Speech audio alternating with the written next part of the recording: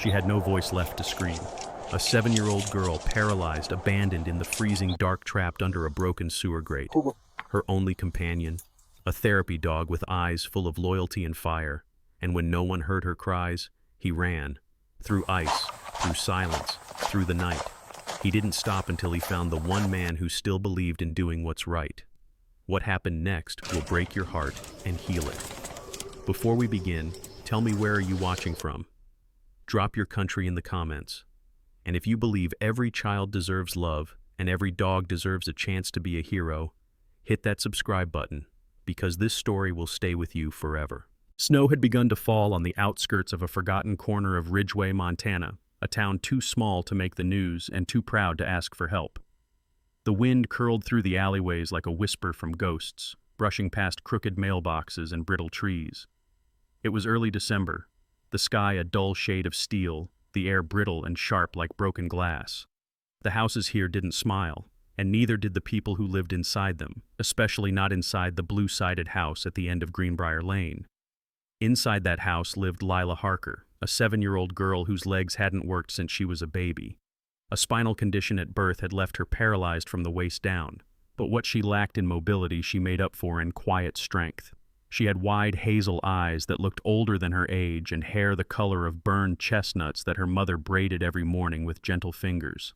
Her hands were small but always busy folding paper, brushing fur, or tracing the scars on her dog's side. That dog was Buck, an 8-year-old male German Shepherd with a coat of black and rusted gold, fur rougher on the sides, especially where an old scar curved along his right rib cage like a faded question mark.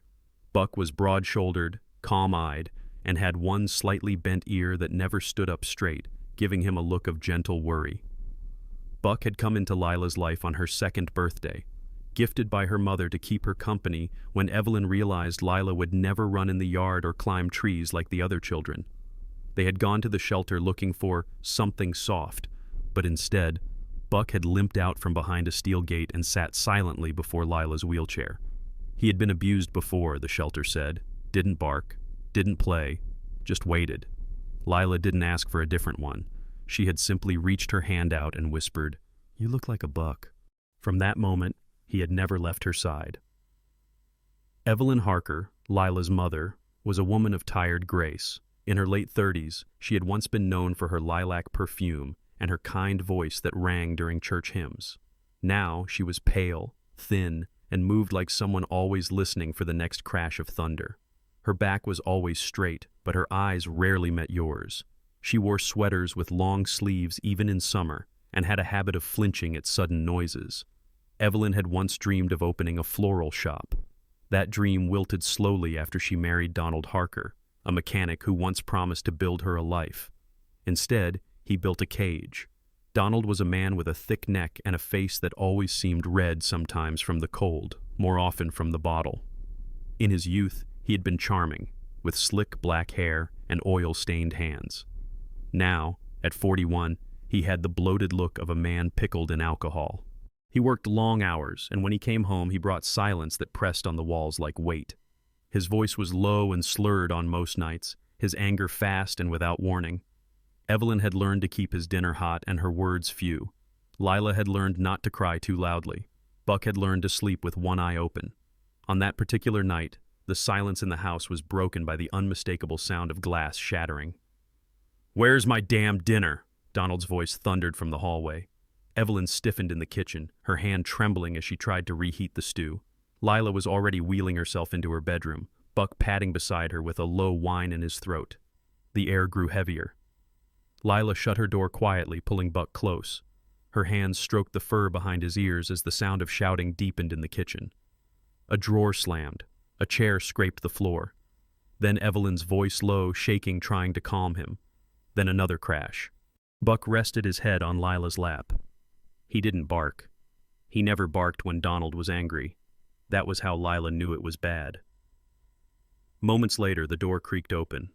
It was Evelyn. Her hair was loose, her cheek red. She knelt beside Lila, pressing a kiss to her forehead, ignoring the trembling in her fingers.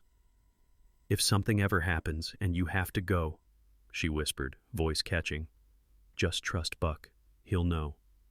"Mommy, are you okay?" Evelyn smiled, but it wasn't real. Just tired, sweetheart.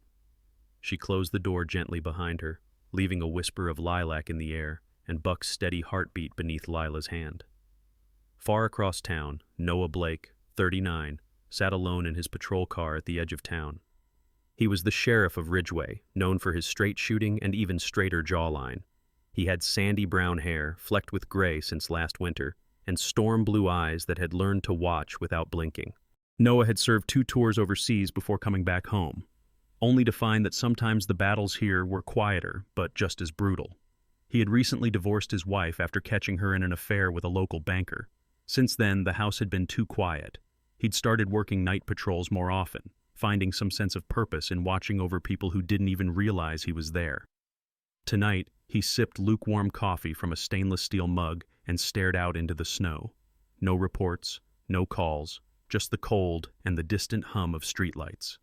He didn't know that only 10 blocks away, a little girl was clutching a scarred German shepherd while trying not to breathe too loudly. Inside the blue house, Evelyn was now back in the kitchen, her eyes glassy as she watched Donald finish his beer. Her sweater sleeve slipped slightly, revealing a yellowed bruise near her elbow. Donald didn't notice. Or he did, and didn't care. "I'm going to bed," he slurred, pushing past her. "You better get her to stop crying. It's getting on my nerves." "I will," she whispered. In the bedroom, Lila lay curled in her blanket. Buck was stretched out along the side of the bed, one paw gently touching her leg. She ran her fingers over the old scar on his ribs, the same one she'd traced 1,000 times.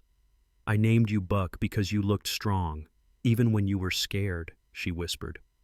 "Like the tree in that story Mom read me, bent, but never broken." Buck let out a soft sigh, nuzzling closer. And in the dark, the snow kept falling. The wind howled like a wounded animal through the bare branches of Ridgeway's trees. Snow swirled in heavy sheets beneath the pale glow of street lamps, covering the sidewalks, erasing footsteps, swallowing all sound. Inside the small blue house on Greenbrier Lane, everything was still. The television had long since gone to static. The bottles in the kitchen clinked slightly as the furnace kicked on. But upstairs, Lila Harker was wide awake. 7 years old, paralyzed from the waist down, Lila sat in her wheelchair by the window, watching the snow drift sideways against the glass.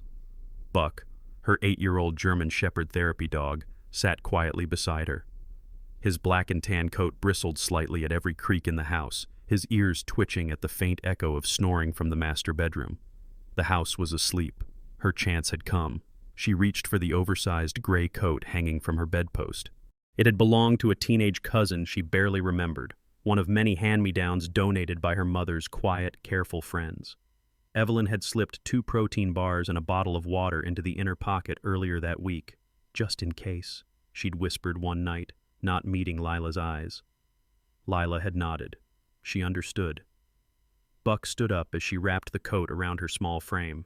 His amber eyes followed her every move. He didn't bark. He never barked. When she whispered, "Come," he padded silently beside her.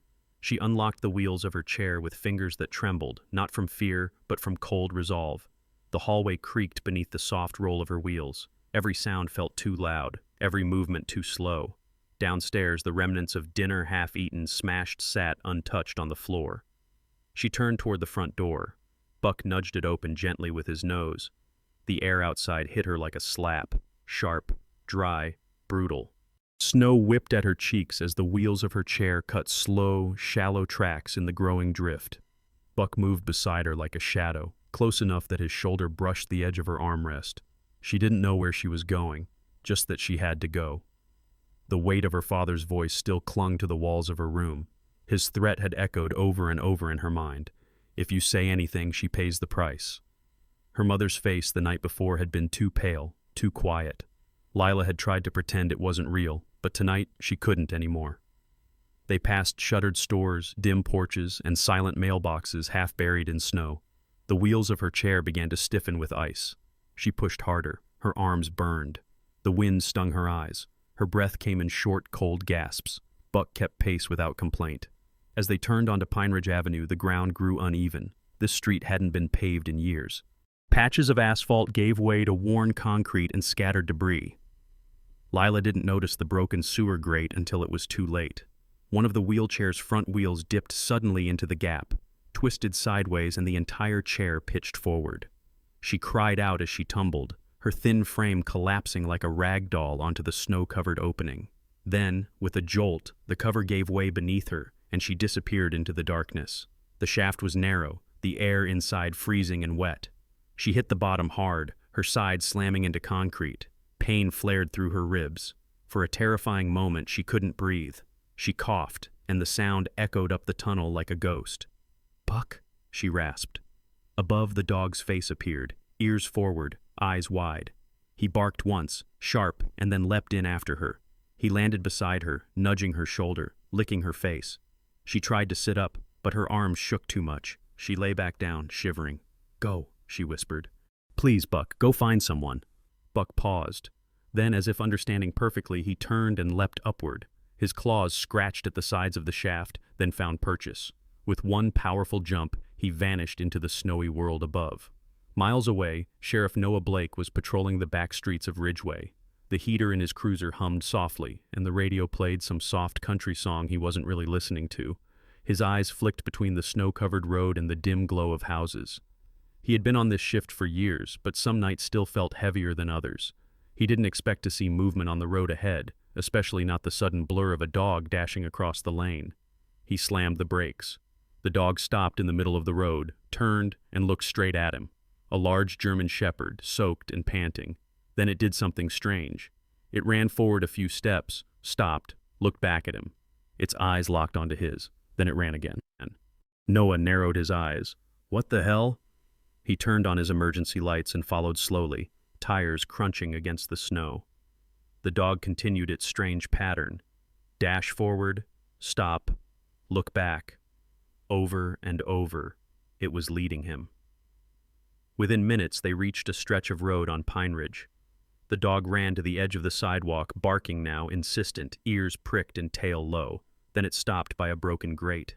Noah stepped out, flashlight already in hand. Snow blew into his collar as he crouched beside the opening and angled the light downward. That's when he heard it. A faint sound, soft, shaky, crying. He shined the light deeper and saw a small form curled on the concrete below. A girl, barely conscious. Her lips were blue, her cheeks pale. Blood darkened her temple. He grabbed his radio. "Dispatch, this is Unit 17. I need emergency services at the intersection of Pine Ridge and Felton Child in a sewer drain. Immediate response required." As he spoke, his heart thudded louder than the storm around him. He looked again. The girl moved her lips. He leaned closer to hear. "I didn't want to go back there." He said he'd hurt her if I told. Noah froze. He didn't need to ask who he was. And just like that, the story changed. This wasn't just a rescue. It was the beginning of something far bigger. Snow had started to come down heavier now, falling like flour sifted through an invisible sieve. The silence in Ridgeway's back streets was almost sacred, broken only by the rhythmic crunch of boots on snow and the wet slap of paws. Buck ran just ahead, his black and rust fur streaked with snow, his breath pluming in rapid puffs. His body moved with purpose, ears pinned, shoulders rolling like a wild animal that knew its path even in darkness. Behind him, Sheriff Noah Blake kept pace, his flashlight slicing through the snowfall. He no longer questioned what he was doing. The moment he saw that scarred German shepherd pause, look back, and run again, he knew this wasn't chance. This was a cry for help, not barked, not spoken, but delivered with the oldest language of all, desperation. They passed an old grocery store with shattered windows and turned down a narrow alley flanked by dented dumpsters and sagging chain-link fences. Buck's feet skidded slightly on an icy patch, but he didn't slow. Then, without warning, he stopped near the edge of a curb and gave a series of sharp, urgent barks. Noah rushed forward, shining his flashlight downward. A sewer grate, old, rusted, barely clinging to its frame, lay twisted to one side, and below, in the inky blackness of the exposed drain, was a faint whimper. "Hold on," Noah called, kneeling. "I hear you." The flashlight beam revealed her Lila curled awkwardly at the bottom of the shaft, her thin coat soaked, lips purple. Her eyes fluttered open at the light. She didn't scream. She didn't cry. She only whispered one word. "Buck." Noah reached for his radio. Dispatch, this is Unit 17. Immediate medical and fire response needed at corner of Pine Ridge and Felton. Child in a sewer, hypothermic, conscious but unresponsive. Buck circled anxiously, letting out a low growl not of aggression, but of fear. Noah scanned the perimeter. No time to wait. He pried the grate open with effort, its hinges groaning in protest. Once the gap was wide enough, he lay flat and lowered himself into the shaft. His coat scraped the concrete as his boots found the footholds of old steel rungs. The air below was 10 degrees colder. It stank of rust, mold, and frozen grime. He reached her in seconds. "Hey, sweetheart. My name's Noah. I'm going to get you out, okay?" His voice was calm, but his fingers trembled as he gently slid one arm under her shoulders, the other beneath her knees. She was light. Far too light. As he climbed back up with her in his arms, Buck stood at the top of the grate, tail low, whining softly. The second Noah emerged, Buck pressed himself against Lila's side, nuzzling her cheek, his body warm against her. Noah pulled off his thick patrol jacket and wrapped it around the girl's frame, holding her close against his chest. His heartbeat thundered. The child's breath came in shallow wisps. He crouched beside her, his voice low. "Can you hear me, Lila?" She stirred slightly, her fingers twitching against his sleeve. "I don't want to go back there," she whispered. "He said he'd hurt her if I told." Noah blinked, staring down at the small frozen face pressed against his coat.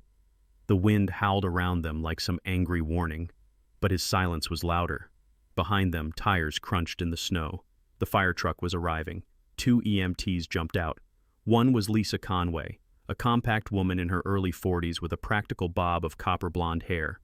Her weathered face was lined with experience, and she had the rough tenderness of someone who had seen too many nights like this. Her partner, Jay Kim, was tall and lean, early 30s, Korean-American, with intelligent eyes and calm hands. "She conscious?" Lisa asked as she snapped on latex gloves. "Just barely," Noah answered, still holding the girl. "Paralyzed, cold's hitting her hard." "She's lucky," Jay murmured as he unfolded a foil blanket. "This could have been a body call," Buck growled softly when they reached for her. "He's with her," Noah said quickly. "Therapy dog, he's not going anywhere." "Understood," Lisa said. "Bring him. He'll do more good than half the meds in the kit." As they transferred Lila onto the stretcher, Buck jumped in without hesitation, settling beside her, his chin resting on her stomach. The EMTs didn't question it. Noah followed them to the ambulance. Lisa paused before climbing in. "She say anything?" "Enough," Noah replied. "She's afraid to go home." Lisa didn't ask more. She only nodded, her lips pressed into a thin line. She'd seen too many children like that, too many bruises that were never reported. As the ambulance pulled away, Noah stood alone on the sidewalk, his breath rising like smoke in the freezing air. He didn't reach for his radio. Not yet. Instead, he reached for a memory, a moment from years ago, when he had first considered quitting law enforcement after his wife left. A fellow officer had stopped him on the way out of the department parking lot and said, "If good men walk away, what's left for the kids who can't?" He looked back at the sewer grate. Buck had known. Buck had seen, and that little girl had run because she believed someone might help. That made it his job to be the one who did. The antiseptic scent of Ridgeway Regional Hospital clung to every corner-bleached floors, low humming lights, and the distant beeping of machines that marked the rhythm of life and death. In room 214B, under the weak glow of a wall-mounted lamp, a small hand lay curled in a patchy fleece blanket, fingers locked tightly around a clump of thick, warm fur. Buck lay with his head pressed gently against Lila's side on the narrow hospital bed, his breath rising and falling in sync with hers. Neither had moved in hours. Lila stirred first, a small twitch of her lips followed by a pained whisper. Her eyelids fluttered. As she opened her eyes, the first thing she saw wasn't the pale ceiling or the heart monitor. It was Buck. His amber gaze met hers immediately, a soft grunt rumbling in his throat. His ear still bent from that old scar perked as her thumb brushed along his nose. Across the room, Sheriff Noah Blake stood silently near the doorway.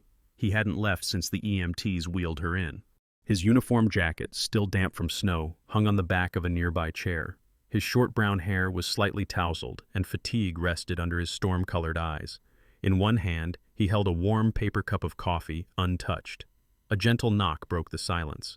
Entering was Nurse Dana Holloway, a woman in her early 50s with a no-nonsense posture, short gray hair, and glasses perched low on her nose. Dana had worked this pediatric floor for nearly 30 years and had seen every kind of trauma walk, crawl, or be carried through these halls. She wasn't cold, just efficient, practical, and deeply protective of her young patients. "She's stable," Dana said, glancing down at Lila's vitals. "Low-grade hypothermia, mild concussion, no internal damage, and she hasn't let go of that dog for more than a few seconds. I'd say he's doing half the healing." Noah offered a soft nod. "She talk at all?" Dana looked at him. "A few words, no full sentences." Flinched when the EMT asked if they should call her father. That was enough for me. Noah set down his coffee. "She said something earlier, that she couldn't go home, that he'd hurt her mom if she talked." Dana's expression tightened. "You think it's real?" "I think she ran out into a blizzard, fell into a storm drain, and risked dying just to avoid being in that house," Noah said flatly. "That's real enough." He approached the bed slowly, crouched beside Lila. "Hey, sweetheart, remember me? I'm Noah. You were so brave last night. Buck brought me to you." Lila blinked slowly, her lips parting. "You came." "Buck did all the hard work," Noah said gently. "I just followed him. He wouldn't let anyone stop until we found you." Lila's grip on Buck's fur tightened. "Is he okay?" "He never left your side," Noah smiled. "And he's coming with us too, wherever we go." Her eyes flickered with something faint relief, maybe. After another hour, Dana confirmed Lila was well enough for a short transfer. There was no sign of Evelyn or Donald Harker, no calls, no inquiries, nothing.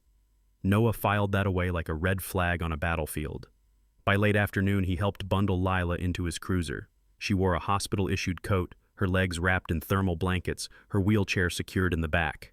Buck leapt in beside her, taking the back seat, as if he'd ridden patrol cars all his life. They drove in silence for most of the route. The storm had passed, leaving behind hard-packed snow and frozen gutters. The town looked cleaner than usual, almost peaceful. But the tension in the car grew as they approached Greenbrier Lane. Noah glanced in the rearview mirror.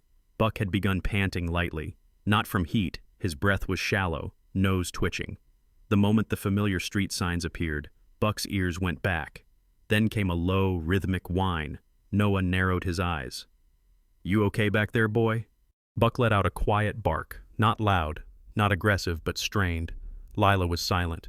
She stared at the trees whipping past the window.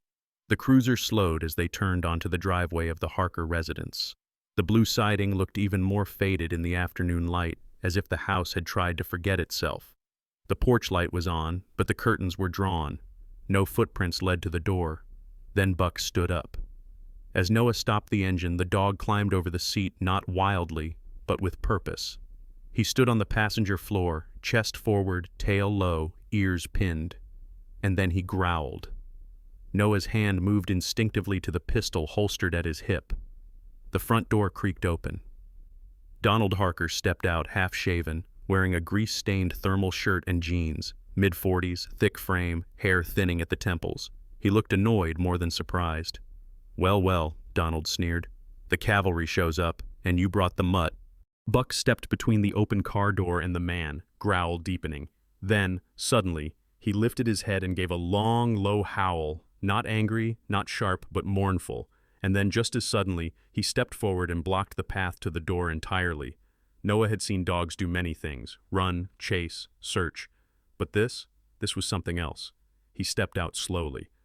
"Mr. Harker, I need to ask you a few questions about your daughter's condition and about what happened last night." Donald's face darkened. "She had one of her fits, didn't she?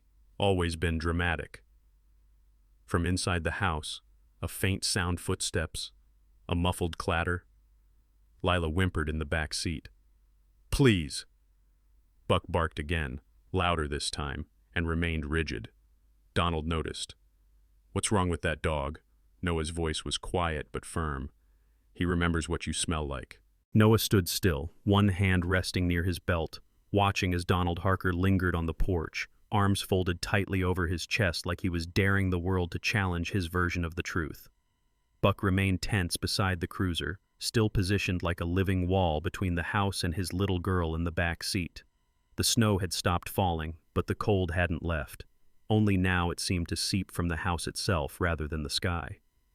The door creaked further open, and Evelyn Harker stepped into view.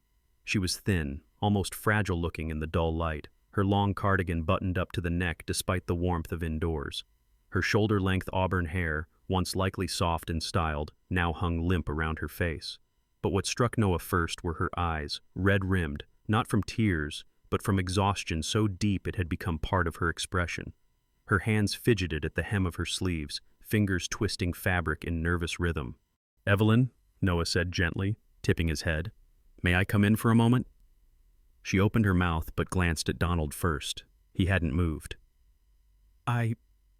Of course," she said finally, voice hoarse. "Come in." Buck growled again. Noah clicked his tongue softly and Buck backed down, but only slightly. Lila, in the back seat, was watching through the window, her face pale and unreadable. Inside, the house was too quiet. The living room smelled faintly of stale alcohol and something burnt. A half-eaten plate of eggs sat on the coffee table, crusted over. The TV was on, muted, flickering blue across the walls. A clock ticked loudly in the silence. "Sorry about the mess," Evelyn murmured, walking ahead of Noah into the room. "I wasn't expecting—" "You weren't supposed to expect this," Noah said kindly. "You okay, ma'am?" "I'm fine," she said quickly, too quickly. She turned away, arms crossed tightly. Buck trotted in behind them and sat by the armrest of the couch, eyes glued to her. Donald remained standing in the doorway like a shadow that refused to leave. "Told you," he muttered. "She's always making a big deal out of nothing. Probably forgot to put the wheelchair brake on again." Noah watched as Evelyn visibly flinched at the sound of his voice. He didn't confront him, not yet. Instead, he turned back to Evelyn and gently asked, "Ma'am, may I see your hands?" She hesitated. "Why?" "I noticed something outside. Just want to make sure you're not injured." She held them out slowly, reluctantly. Noah saw the discoloration immediately. Faint bruises bloomed across her left forearm. Older ones yellowed near the wrist. Defensive wounds. "What happened here?" "I dropped a pan," she said, eyes lowered. Noah nodded, but his gaze didn't soften. "May I speak with Lila in her room for a few minutes? I want to make sure she's feeling okay after the hospital." Evelyn nodded mutely. "It's this way."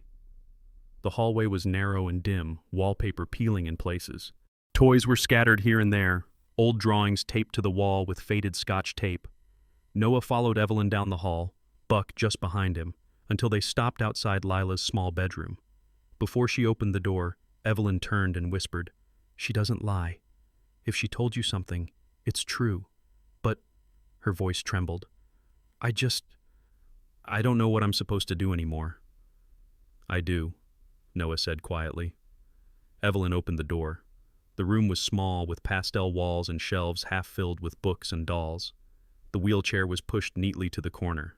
Buck walked in immediately, tail wagging once before dropping to a slow pace. Noah crouched beside the bed. "Hey, Lila, just wanted to check in. How are you feeling?" Lila's eyes moved from him to Buck and back. "Okay," she whispered. "Is Mama all right?" "She's okay," Noah said softly. Buck moved toward Evelyn. Then, with a slow, deliberate motion, he reached up and nudged the bottom of her sleeve with his nose. When she didn't respond, he did it again this time, hooking his paw gently and tugging down the fabric. Noah watched. The cardigan sleeve slipped down. A dark, sickening bruise bloomed along her upper arm, deep purple and blue, the skin around it slightly swollen. Evelyn gasped and pulled it back quickly, turning away. Noah didn't speak. Instead, he reached to his chest and discreetly tapped the small body cam clipped inside his jacket. The device vibrated once, recording silently. From the hallway, Donald's voice rang out. "What's taking so long?" Noah stood. He didn't rush. He looked at Evelyn. "Do you want to press charges?" She shook her head. "Do you want to be safe?" That hesitation was longer. Then, "Yes." Noah walked to the doorway where Donald waited, arms still crossed. "You done sniffing around?" Donald sneered. "You said Lila must have rolled into a ditch. That she's dramatic, Noah said, voice calm. You sure you want to stick with that story? Donald raised an eyebrow. Why wouldn't I? Noah stepped closer. Because you just said it again on a recording, right after we saw the bruises you left on your wife. Donald blinked. What are you? But Buck had already stepped between them again, standing tall, ears back, teeth just visible, not in threat, but in finality. Noah looked him in the eye. You're done. The morning after this confrontation at the Harker residence, Ridgeway lay under a crust of silence, its streets blanketed in snow, rooftops glinting with frost. But the town itself hadn't changed, small, polite, tight-lipped. The kind of town where neighbors shoveled each other's sidewalks but didn't ask why a porch light stayed on all night. Noah Blake had grown up in places like this, places where secrets wore clean shirts and gave friendly nods at grocery stores. He leaned against the hood of his cruiser, sipping coffee gone cold. Buck sat nearby on the front step of the sheriff's office, ears alert but calm, eyes watching passers-by with measured wariness. The dog hadn't left Noah's side since the night of the rescue. There was a gravity to him, something in the way he stood, not quite tame, not quite wild. He didn't ask for attention, didn't beg for food. But when Lila's name was spoken, his ears twitched as if tethered by an invisible thread. Noah had already requested Lila and Evelyn be moved into temporary safe housing coordinated by the town's limited social services network. For now, they were staying in a small, warm apartment above the public library, courtesy of Ms. Karen Ellis, a retired schoolteacher with a big heart and no children of her own. She had simply nodded when Noah asked and said, "No child should fear the sound of their own front door." But questions still needed answering. Noah began by visiting neighbors. Mrs. Dolores Griggs, an elderly widow who lived 2 doors down from the Harkers, greeted Noah with a tray of cinnamon cookies and a wary smile. She was short and round with hair curled into tight silver loops and a voice that carried like it had spent decades calling children in from the yard. "Oh, Donald," she said, stirring her tea. "He's always been real devoted. Takes Lila to the bus some mornings, shovels her ramp before snow's even done falling. He's not much for small talk, but then again, who is anymore?" Noah nodded, though the words sat wrong in his ears. Next was Dean McAllister, a 30-something mechanic with oil-stained fingernails and a permanent sunburn. He lived across the street and often worked on his truck shirtless in the summer. "Donald keeps to himself," Dean said, "but I've seen him carrying Lila up the porch when her chair got stuck. Always figured he was doing his best, you know. Tough having a kid like that." "What about Evelyn?" Noah asked. Dean scratched his chin. "Quiet. Doesn't come out much. Sometimes I hear yelling, but thought maybe it was the TV. That's not really my business, though." That was the theme. Everyone said the same thing. Donald was a good father. Evelyn was quiet. Lila was sweet. The family looked tired but functional. Everyone knew, but no one saw, except one person. At Ridgeway Elementary, Noah met Ms. Isabel Turner, Lila's 3rd-grade teacher. She was in her late 20s, willowy and sharp-eyed, with hair always tied into a neat braid and a habit of folding her hands tightly when she was nervous. She sat across from Noah in the staff lounge, visibly tense. "I filed a report 4 months ago," she said, voice tight. "Lila started showing signs of withdrawal, less eye contact, flinched when I raised my voice, never at her, just generally. She drew a picture once of herself in a box with no windows, just a dog next to her." "Buck," Noah said softly. She nodded. "I brought it up with the counselor. We called the mother Evelyn. She came in, said everything was fine. She looked like she hadn't slept in a week. But she denied any problems. Told us not to stir up drama. I regret not pushing harder." Noah studied her. "You did what you could, but now it's my job to do more." That evening, back in the quiet of the library apartment, Noah sat at the small kitchen table while Evelyn poured tea with hands that still shook. Lila was asleep in the bedroom, Buck curled at her feet like a sentry. The apartment was modest bookshelves lined every wall, and a handmade quilt covered the worn couch. But it was warm, safe. Evelyn didn't sit at first. She hovered, back straight, like someone who had waited too long to be given permission to rest. "I wasn't always like this," she said finally. "I used to be lively, stubborn. My mother called me a spark plug. Noah didn't interrupt. I met Donald when I was 19. He was older, confident, said all the right things. When I got pregnant, we married fast. I thought it was love. She exhaled slowly. The first time he hit me, I was 6 months along with Lila. I fell down the stairs. He said it was an accident. I believed him. Noah's jaw clenched. I stayed because I thought I could fix it. I stayed because I thought if I left, I'd lose Lila.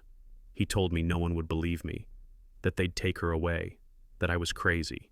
She sat now, finally, her hands wrapped around the mug like an anchor. I tried to hide it from her, but she's smart, smarter than me in some ways. She saw it, heard it, and then she took that pain and decided to protect me with it. At that moment, Buck walked over and rested his head gently on her knee. Evelyn flinched, then slowly brought her hand to his ears. He whined, just once, a soft, mournful sound. Tears welled in her eyes. Noah stood and placed a hand on her shoulder. His voice was thick. You don't have to protect him anymore. You don't have to survive quietly. This is where the hiding ends. And for the first time since it all began, Evelyn cried without silence. The arrest had been quiet by procedural standards. Donald had come home from work to find Detective Sarah Collins waiting for him. Sarah was tall, lean, and composed mid-40s, with graying brown hair always pulled into a tight bun and eyes the color of stone. She had once been the lead investigator on a domestic homicide case that shook Missoula County. Since then, she'd grown a reputation for taking every accusation seriously and every victim personally. When Donald opened the door, she didn't even raise her voice. Donald Harker, you are under arrest for multiple counts of domestic battery and child endangerment. He'd laughed briefly. You're kidding, he'd said, stepping back into the hallway. This is a mistake. My wife's just upset. She lies sometimes, says things to get attention. Then he saw Buck.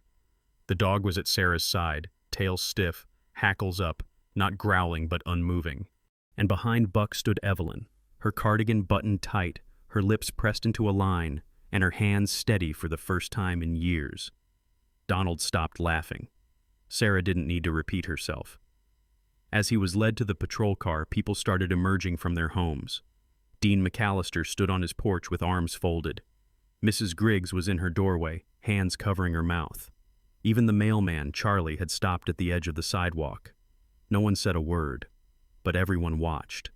That same afternoon, a family court judge signed an emergency custody order granting Evelyn full temporary guardianship of Lila. It wasn't dramatic, just a few strokes of a pen, but to Evelyn, it felt like being handed a second chance to exist. By the time the sun dipped beneath Ridgway's hills, Buck had become a local legend. Someone posted a photo on the town's Facebook page, him sitting on the library steps beside Lila's wheelchair, his head pressed protectively to her knee. The post read, Hero dog saves Ridgway girl from hidden abuse town hearts Buck. Within hours, it had been shared over 400 times. People brought him treats, blankets, a custom-made leather collar that read, Buck, Ridgway's guardian. But Buck never left Lila's side, not once. Meanwhile, Noah watched the whirlwind from his usual place on the periphery. He wasn't used to attention, didn't like it. But he couldn't help noticing the way Evelyn smiled now, tentative, hesitant, but real, or the way her hands no longer shook when pouring tea.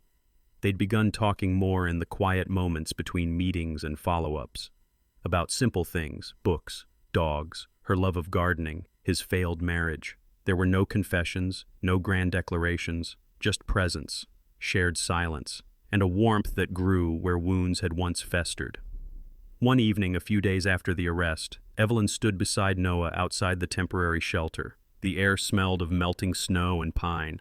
Buck lay nearby, dozing at Lila's feet as she colored with Ms. Ellis on the porch. I don't know how to explain it, Evelyn said, looking down at her hands. It's like I've lived inside a locked room for years, and suddenly someone gave me a key I didn't know I was allowed to ask for. Noah glanced at her.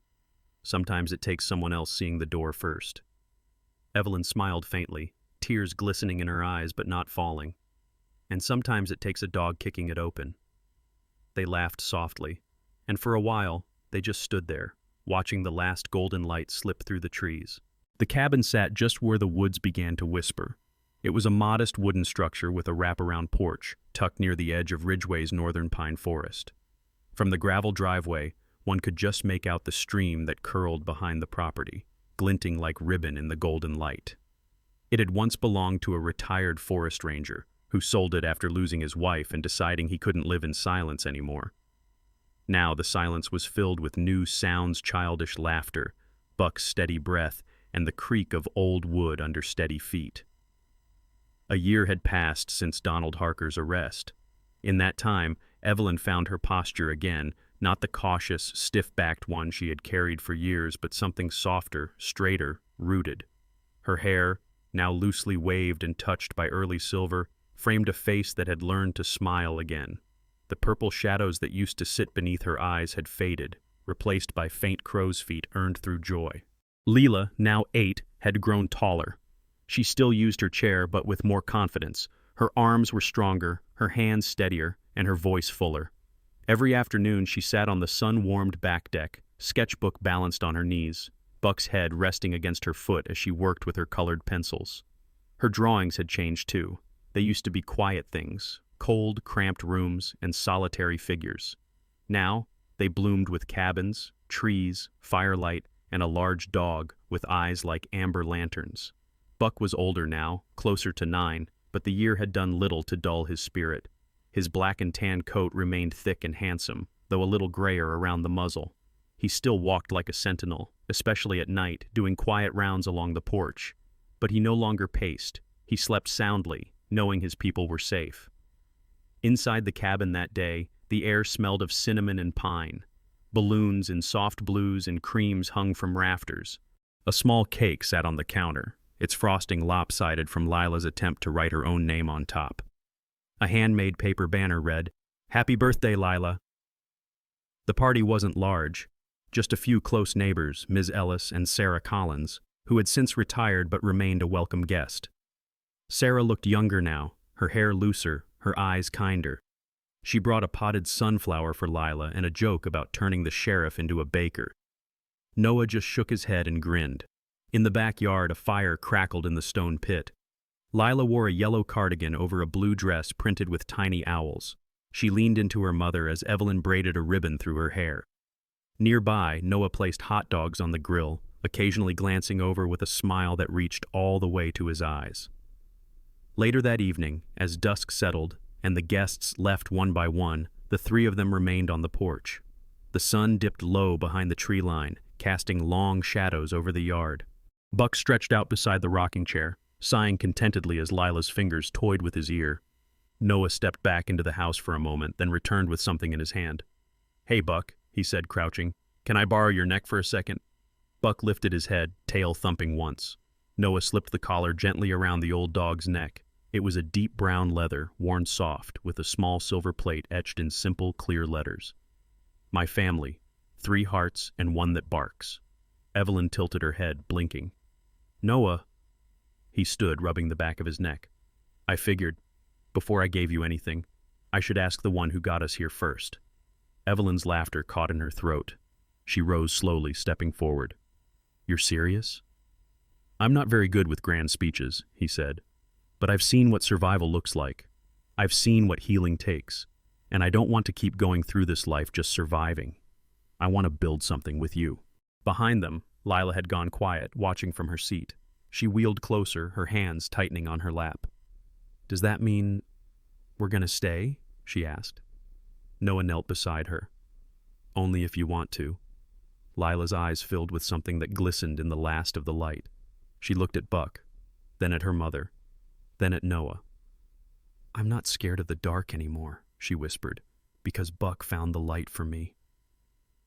That night, after the dishes were done and the fire in the pit had died down to glowing embers, Noah stood by the back door watching Evelyn help Lila into bed. He saw the quiet way her hand lingered on Lila's shoulder, the way Lila didn't flinch anymore, didn't brace. Buck padded up behind him, tail wagging once, then settling beside him.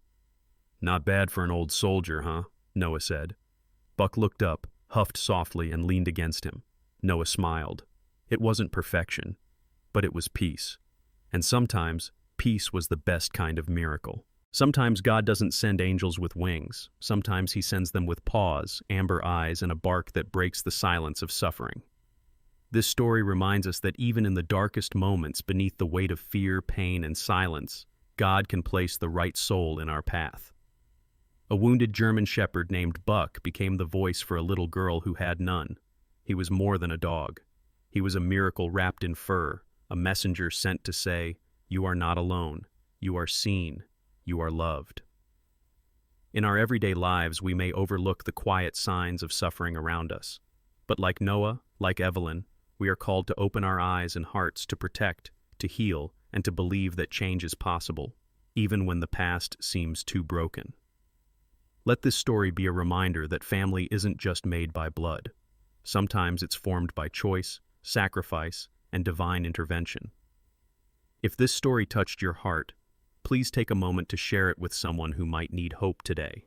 Leave a comment below and type Amen if you believe God still works miracles through people, through love, and yes, even through dogs. Don't forget to subscribe for more stories that show how faith, compassion, and a little bark from heaven can change everything. May God bless you and protect your family, and may every soul still searching find their buck.